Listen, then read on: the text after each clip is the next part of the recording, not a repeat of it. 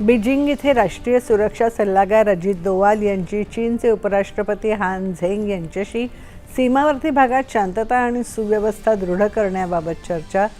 परराष्ट्र व्यवहार मंत्री डॉक्टर एस जयशंकर आणि रशियाचे परराष्ट्र मंत्री सर्गेई लाव्हरोव्ह यांच्यातील चर्चेत द्विपक्षीय सहकार्य, प्रादेशिक तणावपूर्ण मुद्दे इत्यादी विषयांवर भर.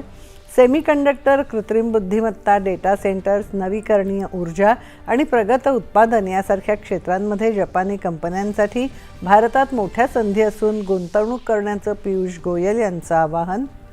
गेल्या 10 वर्षात UPIची व्याप्ती आणि मोठ्या प्रमाणातील स्वीकारार्हता ही प्रत्येक भारतीयासाठी अभिमानाची बाब, पंतप्रधान नरेंद्र मोदी. संरक्षण क्षेत्रात देशाला आत्मनिर्भर करण्याच्या दिशेने महत्त्वपूर्ण पाऊल. DRDO विकसित सर्व पारंपरिक क्षेपणास्त्र प्रणालींचं तंत्रज्ञान भारतीय संरक्षण उद्योगांकडे हस्तांतरित करण्यास संरक्षण मंत्र्यांची मंजुरी.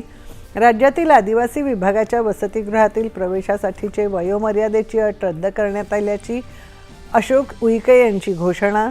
प्रधानमंत्री सूक्ष्म अन्न प्रक्रिया उद्योग योजनेची प्रभावी अंमलबजावणी करत महाराष्ट्राने देशातील मोठ्या राज्यांच्या श्रेणीत केली अव्वल कामगिरी.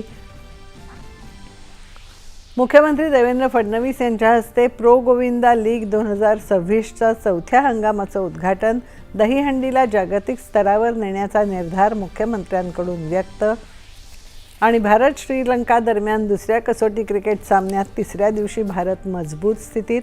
श्रीलंका 238 धावांनी पिछाडीवर. नमस्कार. सातच्या बातमीपत्रात मी स्नेहा आघारकर.